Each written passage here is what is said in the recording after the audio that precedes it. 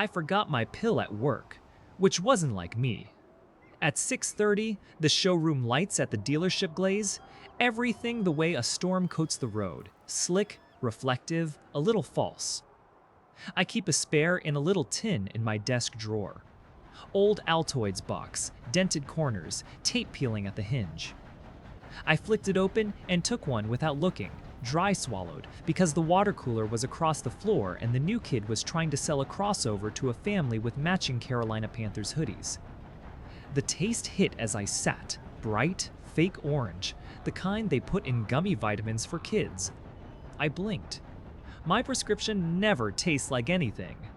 That's part of why I stayed faithful to it. No tug of war with my tongue, no sugar crash. Just the click of the day settling back where it should be. In the kitchen that night, Tess leaned against the counter with that soft smile she saves for company and stares. "You seem you," she said, as if I'd been an understudy of myself for months. Then she kissed my cheek and said, "Casual is changing the trash bag. I'm glad you're finally off the chemicals." "Off?" I said. "Naturals," she said, tapping the cupboard, the word floating like a pretty balloon. "I put some vitamins in your little tin. Gentle, bioavailable. Your skin looks clearer already." A sound started behind my ribs, the one you get when you trap a fly under a cup. It's delicate until it isn't. "Tess," I said, "what did you do?" She lifted a shoulder. "I helped." The line we think protects us is the one we draw between care and control. Most days, you don't notice when it fades. You notice when you're on the wrong side of it, and there's a citrus aftertaste in your mouth, and your wife is telling you gratitude is the correct emotion. I slept like a novice that night. By 3 a.m., the ceiling above our bed in Charlotte shed light like anxiety sheds questions, thin, relentless. When the neighbor's porch motion light clicked on and off, my chest clicked with it. I counted every second until the bird started. At 6, I got up and ran a toothbrush over teeth that felt like they'd been in a fist. The mirror said I looked like a man who forgot his pill, then took a different one. I'd been on the prescription 3 years. I am not shy about it. Anxiety is a stupid word for what it is. It sounds like a person who arrives late to a brunch. What I get is a fight in a closed room with no door. My doctor, Rana, calls it a brainstorm that tightens your whole body. The medication isn't a golden bridge to paradise, it's a seatbelt. You can still crash, but you don't go through the glass. At 9, I drove to the pharmacy on Park Road and stood at the counter watching a row of pill bottles like a city skyline. The pharmacist, a guy with a neat beard and an unflappable voice, asked for my name and birth date, typed, and frowned. "Weird," he said.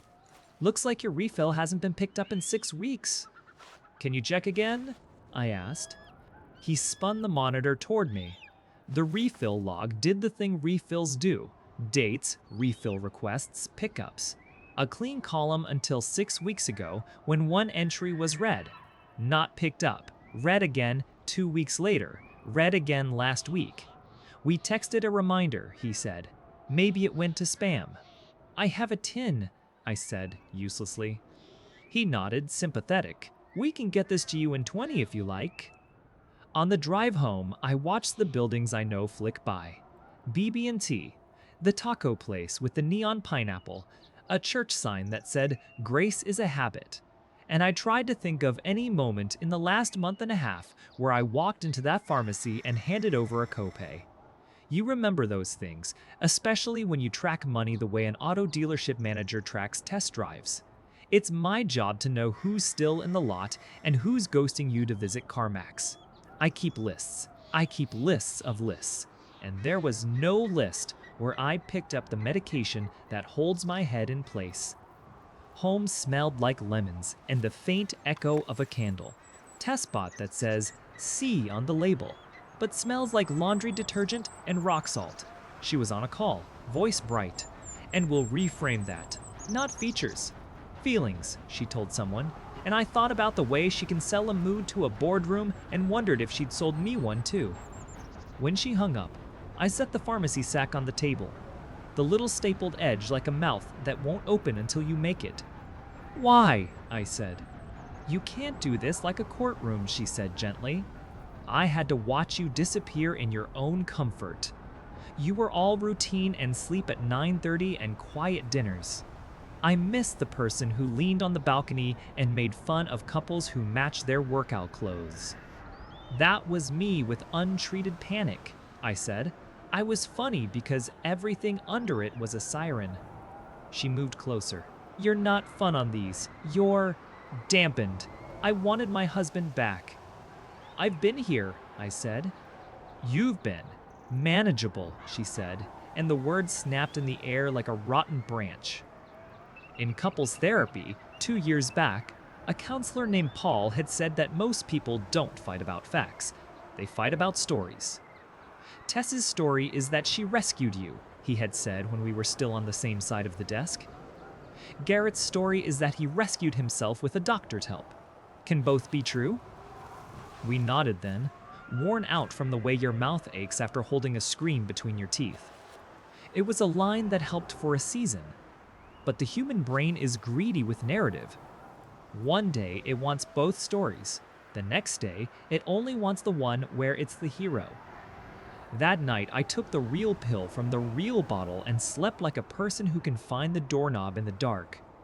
The next morning, Tess made smoothies and smiled like a magazine. You'll feel better once your body clears that stuff, she said. I can help you taper.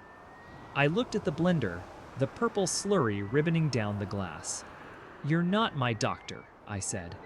And you're not my pharmacist. You took away something that stops me from white-knuckling my way through lunch. I love you, she said. I saved us. From what? I asked. From a marriage where I'm a nurse and you're a patient, she said. I want a partner. I want one too, I said. That's why I take the pill that keeps me from hallucinating threats in the silverware drawer. She shook her head. Pity in it. You're not hearing yourself. I didn't trust myself around her after that. I mean that in the least dramatic way. I started recording the nights on my phone, not because I wanted proof for a judge, but because I needed to hear the difference. At 2018 a.m. on a Thursday, the audio captured my breath, doing that stutter pull thing. It does when the panic hits and climbs. At 2020, you can hear me get out of bed and walk to the kitchen, the hollow slap of feet on tile. At 2021, there's the cabinet door. Tess's voice is a whisper in the dark. Don't, she says. Be strong. At the dealership, I noticed I was keeping customers longer than I should, walking them through packages like I was trying to trap them in a room where I could stand still. The numbers, though, were perfect. Tess would say that proved her point. You're a monster at the desk when you're not sedated, she'd say, half joke, wrapped around a test. I would smile, the smile that makes your cheeks tired, and say, don't call it sedated. On Saturday, I found the receipt. It wasn't some cinematic slip of paper conveniently left under a paperweight with guilt printed on it. It was crumpled in the glove compartment with 6 other wrappers and a parking stub. When I moved it to check the tire pressure gauge, the top half slipped into the light. Store, Nature's Harvest. Item, multivitamin chewables, citrus, adult. The date was 2 days before the first read, not picked up, entry on the pharmacy log. I turned the receipt over. In Tess's spiky pen, there was a grocery list she must have written while idling. Kale, EVO pods, Garrett. Pods? I said when I walked inside. She looked up from the laptop on the couch. Coffee, she said. Why? You wrote Garrett's on a receipt for vitamins, I said. I held the paper out. I wish I could say I wasn't trying to be theatrical, but I was tired, and theatrics are just truth caught in a bigger gesture. Oh, she said, mouth forming the O like a child. I must have been reminding myself to get your stuff. You're always forgetting. It wasn't that she was blithe. It was that she believed in the story where she was the steward of our future. She believed so hard that there wasn't room for me to believe anything else. I made an appointment with Dr. Rana and brought the recording. She listened with her head tilted, the way doctors do when they're measuring how much of this is the symptom and how much of it is the story about the symptom. "This sounds like severe nocturnal panic," she said. "You said this started 6 weeks ago?" "Right when my refill stopped," I said, "without my knowledge." She frowned. "I see that in the system," she said, tapping. "The pharmacy flagged it. You didn't pick up. Did you change plans?" "My wife changed plans," I said. "I'm sorry," Dr. Rana said. "She replaced my pills with chewable vitamins," I said, "because she loves me, because love shapes pills now." Dr. Rana closed her eyes briefly, then opened them. "I'm going to write a note," she said, "to the pharmacy, to you. This is not only unhelpful, it is harmful. I want you to keep taking as prescribed. I want you to bring someone else with you to pick up this next refill if you think there's any chance your wife will interfere." "I can do that," I said, and I meant it like a vow. "I can also get a locked box." She nodded. "And in the meantime," she said, sliding me a brochure, "let's get you a therapist. Meds are a tool. We use more than one." When I told Tess about the doctor's note, she laughed. "Of course an MD's going to sell you more M," she said. "Do you really think they know you better than I do?"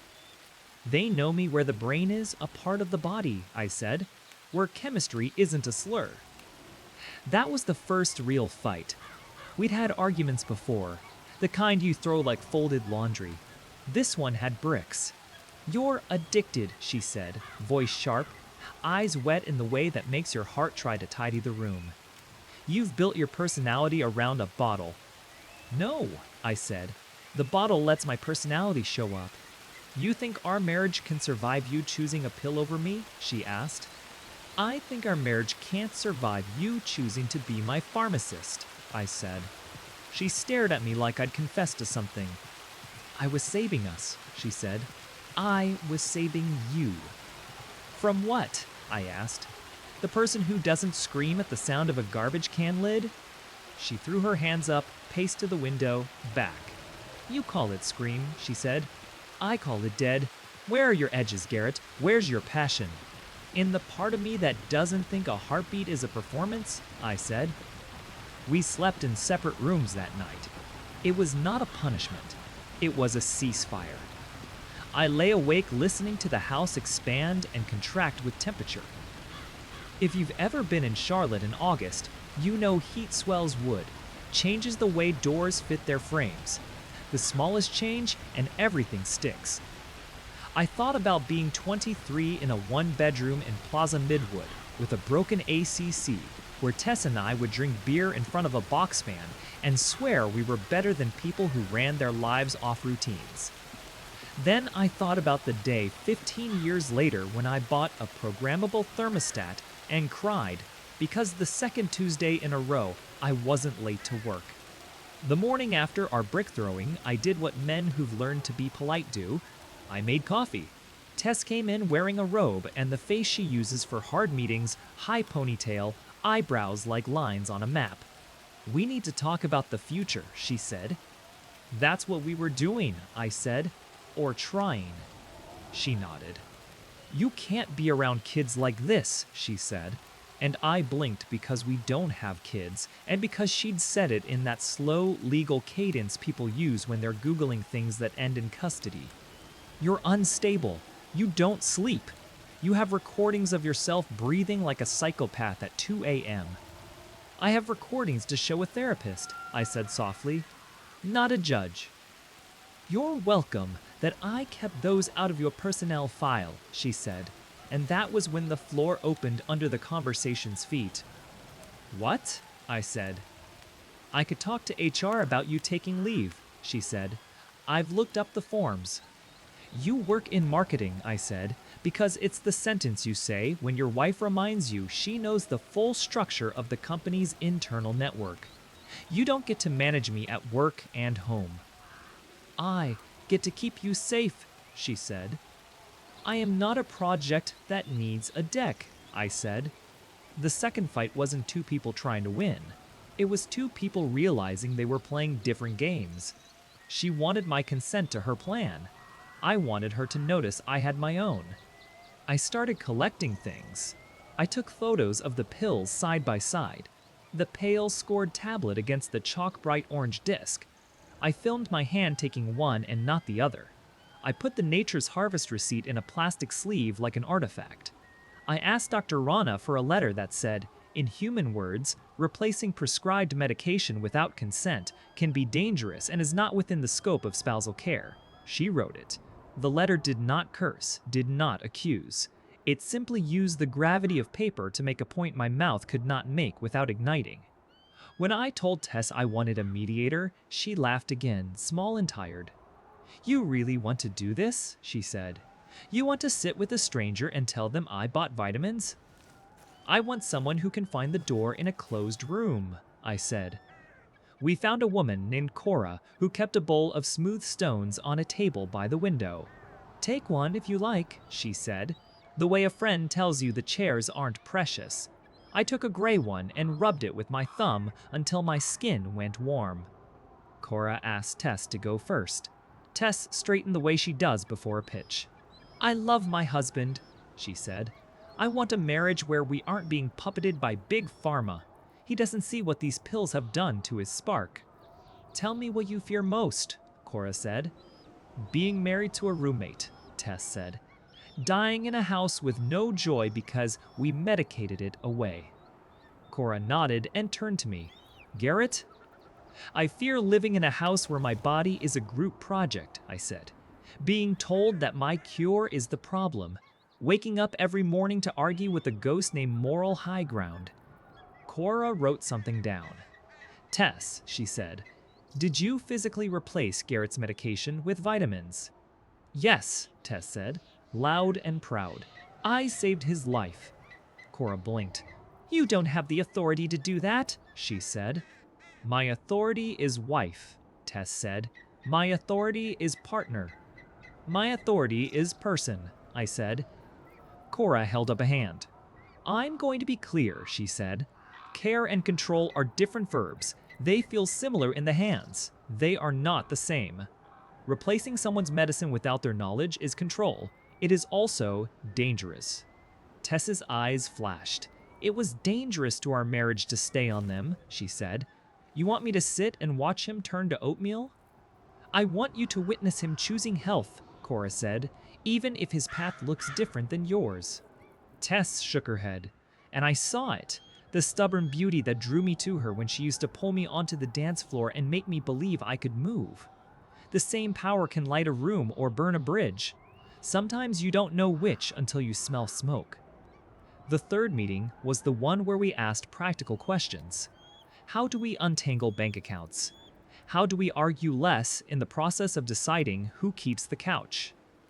In that room, with the stones in the bowl and the plant in the corner catching light like a trick, Tess asked whether I would consider trying a taper with the blessing of Dr. Rana. "Not now," I said, "because I don't trust you not to move the goalposts." "I would never," she said. "You already did," I said. She sat back. "Then what do we do?" she asked. "We breathe," I said, separately. She cried then. Not a flood, just a small pooling. "I didn't mean to hurt you," she said. "I meant to keep us from rotting." "I know," I said. "I know your intention. I live with your impact." We split like people who had to keep working their jobs and paying their bills. There is nothing cinematic about dividing a life. It's spreadsheets and return labels and who gets the decent spatula. I moved into a one-bedroom near Dilworth with a balcony that looks at a parking lot and a line of oaks that go copper at the edges when fall starts thinking about it. I bought a safe for the medication and a little gym membership for the days my head needed to leave my body. I ran on the treadmill like a man loosening screws that rusted shut when he wasn't looking. I kept the stone from Cora's bowl on my nightstand and pressed it at 2018 a.m., when old habits crept in to test the locks. Work kept being work. I still walked customers through packages and leaned on the hood while the sun made everything look like a better decision. I told new hires what I always tell them: people don't buy a car. They buy the story of themselves driving it. The trick is to make sure the story doesn't lie. I started recognizing the moment in a sales conversation when control tries to dress like care. It's when you say, "Let me help you," and what you mean is, "Let me decide." Tess texted once. A photo of a sunset unnecessarily filtered and a caption that said, "Remember this." I didn't answer. Memory isn't a test I need to pass. I remember the nights with the box fan. I remember the first time I stood in a line at the pharmacy and did not run. I remember the time she put her head on my chest and said it was quiet there and I didn't want to scare it away. I kept therapy. I told the therapist, a woman in sneakers with tea that always smelled like cinnamon, that I hated the way the world had taught us to pick teams, meds versus willpower, as if you can't have both and be a person with a job and a mortgage and a grocery list with pods on it. She nodded and said, "People love binaries because they're easy to organize." "We're messy animals," she said. "Invest in what keeps you gentle." I took the pill every morning with water, in a moment where I held the act in my mind like a prayer. I lifted weights in the fake air of the gym. I slept like a person who had found the doorknob again. When the panic rose, as it sometimes still does, I didn't berate myself like a coach from a movie. I breathed and said the thing Dr. Rana taught me. This feels like forever. It isn't. A month after the move, I saw Tess outside a health food store near South End. She was loading a bag into a Prius her company leases with a logo on the side. It was one of those bright Carolina days that make you think nobody in the history of human eyes has ever seen a sky this color. We both froze, then became actors playing civilians. "Hey," she said. "Hey," I said. "You look good," she said. "You look like a person who sleeps," I said. She smiled at that, small, rueful. "I'm sorry," she said. "Not for everything the same way you think, but for the switches I threw without asking." "Thank you," I said. "I'm sorry I made you feel like you were married to a roommate." She shook her head. "You were trying to not die," she said. "I mistook it for boredom. We stood a foot apart like the air between us had a job. I went to Cora again," she said. "On my own. We talked about control, about how feminine care gets tied up in martyrdom and spreadsheets, how masculine independence gets tied up in silence and pride," I said. "Maybe we were both raised by ads," she said, and we laughed because Tess sees the strings of everything, especially the ones she helped not. "You know," she said, "I meant it when I said I loved you." "I loved you too," I said. "I love you enough now to not live in your shadow." She nodded. "Care and control," she said. "I think I finally know which one I'm good at." "Be careful," I said. "Control sounds like care when it uses pet names." "I'll listen for the citrus," she said, and we both looked at the bag in her hand and smiled at our own gallows humor. After she drove away, I sat in my car and watched a mother tie a shoe for a kid making horses with his fingers. I took a breath. It went in. It came out. I drove to Dr. Rana's and dropped off a thank you note like a guy from another era who believes in stamps. At home, I set the safe on the bathroom shelf and put the pill bottle inside and locked it. Not because I think Tess will break in, because some doors are rituals. I opened the balcony door and let Charlotte's late light come in and lie across the floorboards like a stray dog who has finally decided your porch is safe. When I tell this story, people want villains. That makes sense. It's easier to be outraged than to hold two truths at once. The woman I loved wanted me alive, and she made choices that pulled the floor out from under me. What I know is this: care and control are not synonyms. You can spell them with the same letters in your head if you try hard enough, but your body will know the difference. Care sits beside you at 3 a.m. and says the door is over there. I'll wait with you while you find it. Control hides the door and calls it love. If you've ever taken something that puts your feet back on the ground and been told it's the thing that pulls you away from the earth, I see you. If you are the person who wants to help, who makes spreadsheets, who believes in vitamins and fresh air and morning routines, good. Keep loving, keep offering, but do it with your palms open. One of the guys at work asked me last week if I'm finally fixed. I told him people aren't furnaces. You don't swap a part and call it a day. You tune, you clean the filter, you watch the numbers, you listen for the noises nobody else hears. Then you go outside and stand in the yard and let the weather tell you it's bigger than you are. Then you go back inside and turn the thermostat 2 degrees and make dinner. The tin sits on my desk again. I keep paper clips in it. 2 questions for you. If you're still here, where does care end and control begin in your life? And how do you make sure the people you love can tell the difference? If a partner replaced your lifeline with candy in the name of love, could you ever trust them with your breath again? If this resonated, stick around, share your thoughts, and subscribe. Your voice keeps this space honest.